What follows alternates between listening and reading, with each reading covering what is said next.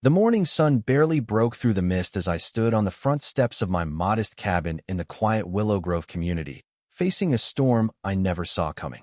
My name is Ethan Brooks, and to my neighbors, I'm just a 38-year-old IT consultant who keeps to himself, drives a beat-up Toyota Corolla, and occasionally helps old Mrs. Larson with her finicky laptop. But that's all Aaliyah meticulously crafted facade built by the FBI's finest identity specialists. In truth, I'm Agent Ethan Brooks, FBI Cybersecurity Division, badge number 8412, and this cabin isn't just my home. It's Forward Operating Base Sigma 9, a covert hub for Operation ShadowNet, a sprawling federal investigation targeting a cryptocurrency theft ring that siphoned over $300 million from banks, hospitals, and everyday people across 9 countries. What started as a routine day of monitoring illicit digital transactions turned into a nightmare when Patricia Caldwell, the iron-fisted president of our HOA, marched up my driveway with 2 police officers in tow, clutching a stack of papers and demanding my arrest. Her shrill voice cut through the air like a siren, accusing me of being a dangerous intruder. Little did she know, her crusade for community safety was about to unravel a federal operation and cement her own spectacular downfall. For the past 16 months, I've lived in Willow Grove under a cover so airtight it could fool anyone. My cabin, with its rustic wooden exterior, hides a multi-million-dollar command center beneath the floorboard server farms crunching more data per second than most tech giants, evidence vaults holding proof to lock away 52 international criminals, and encrypted satellite links connecting to FBI field offices from Toronto to Bogota. The basement even has a hidden tunnel system linking to 2 nearby abandoned cabins, our backup safe houses. Every delivery truck, every late-night visitor in dark clothing, every piece of computer equipment I've received, it's all part of the largest cybercrime sting in FBI history. But deep cover means you can't just flash a badge when nosy neighbors start asking questions. That's why, when Patricia launched her resident verification initiative, I had to play the part of a private citizen, even as her demands threatened to blow everything apart. Patricia Caldwell, 53, is the kind of person who thrives on control. With her tightly pinned auburn hair and a voice that could shatter glass, she wields her HOA presidency like a dictator's scepter. A former regulatory officer, she believes order comes from paperwork and treats noncompliance as a personal affront. 3 months ago, she rolled out her initiative, demanding every resident submit a government-issued ID for a security database. Most complied without a fuss, but I couldn't. My IDs, while flawless, would trace back to federal databases that could expose Operation ShadowNet.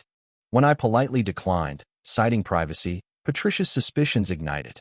To her, my refusal wasn't about personal boundaries, it was proof I was hiding something sinister. She started collecting signatures from neighbors, convincing them I was either a fugitive or an undocumented threat.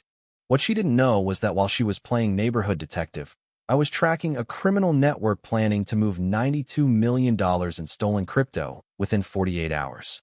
Every second I spent dodging her demands was a second I wasn't protecting countless victims from digital thieves. The tension escalated when Patricia hired a private investigator, Carl Dempsey, who flagged my suspiciously clean digital footprint. His report suggested I might be in witness protection or using an assumed identity dangerously close to the truth. As the criminals I was tracking tightened their security, Patricia's crusade reached a boiling point. That morning, she stormed up my driveway with Sheriff Deputy Laura Mitchell, who looked like she'd rather be anywhere else.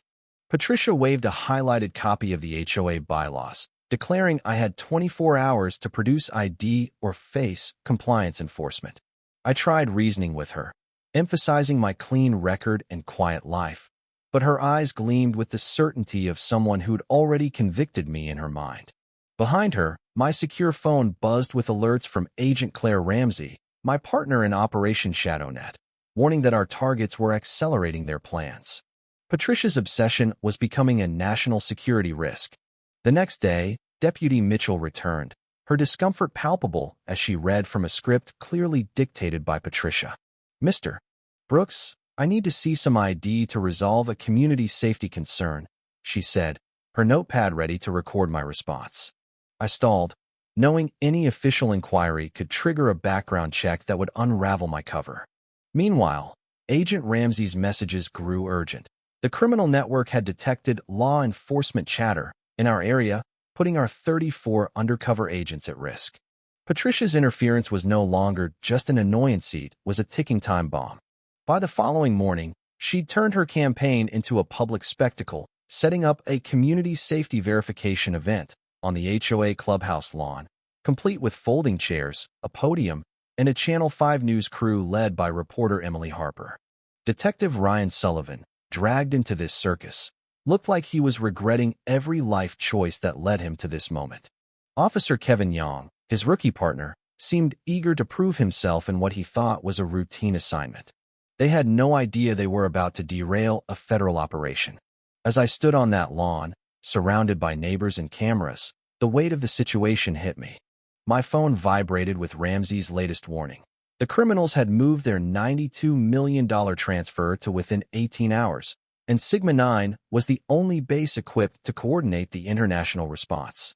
Patricia, in a navy blazer and wielding a briefcase of evidence, photos of my satellite dish, logs of my package deliveries, timestamps of my suspicious activity, addressed the crowd like a prosecutor at a high-profile trial. "This man refuses to prove he belongs here," she declared, her voice dripping with righteous fury. "He's a threat to our safety." Detective Sullivan, trying to maintain order, asked for my ID. I handed over a fake federal contractor ID, designed to pass casual scrutiny, but not a deep dive. As Officer Young scanned it, the device beeped ominously. "It's flagging for federal clearance," he said, frowning. Patricia seized the moment, shouting, "This proves he's a fraud. Arrest him." The crowd gasped, neighbors whispering as Patricia's accusations fueled their unease. Mrs. Larson looked torn, regretting her signature on Patricia's petition, while Robert Chin shook his head, realizing he'd been duped. Detective Sullivan radioed for federal verification, and the response came back like a thunderclap. "Agent Brooks, FBI, badge 8412. Operation Shadow Net is protected. Stand down." Patricia's face froze, her triumph crumbling. But she doubled down, waving my ID at the cameras. "Anyone can fake credentials. Cuff him's dangerous." Officer Young, caught in the chaos, hesitated, then clicked cold handcuffs on my wrists. The news cameras rolled, broadcasting the moment to thousands. My phone buzzed with Ramsey's final warning. The criminals had detected our exposure and were initiating their transfer. Operation Shadow Net was on the brink of collapse. With no choice left, I locked eyes with Sullivan. "I'm Agent Ethan Brooks, FBI Cybersecurity Division. This cabin is a classified base, and you've just compromised a national security operation." The crowd fell silent as Agent Ramsey and 3 other agents emerged from a nearby shed, badges gleaming. Patricia's expression shifted from defiance to dread as Ramsey delivered the devastating truth. "Mrs. Caldwell, your actions have exposed a $300 million investigation, endangering 34 agents and letting criminals escape with $92 million. The cameras caught every word, turning Patricia's crusade into a public disaster. Within hours, Operation Shadow Net was terminated. The criminals vanished into the digital ether, their stolen millions untouchable. Sigma 9's equipment was dismantled, and our agents were extracted, their covers blown by a live stream viewed by 60,000 people. Patricia faced no federal charges, thanks to the FBI's need to avoid further publicity. Instead, she signed a non-disclosure agreement, resigned her HOA post, and enrolled in mandatory privacy training. The community turned on her, neighbors shunned her husband left her, and local businesses banned her. At an emergency HOA meeting, Mrs. Larson took over as president, vowing to respect privacy. The cabin became an FBI outreach center, and I transitioned to a public liaison role, marrying Mrs. Larson in a quiet ceremony attended by Ramsey. We salvaged arrests of 28 minor operatives, but the masterminds escaped, their victory a bitter pill. Months later, Patricia sent a letter, her words heavy with regret. "I thought I was protecting Willow Grove, but I was the real threat. I've left to volunteer for privacy education, trying to atone."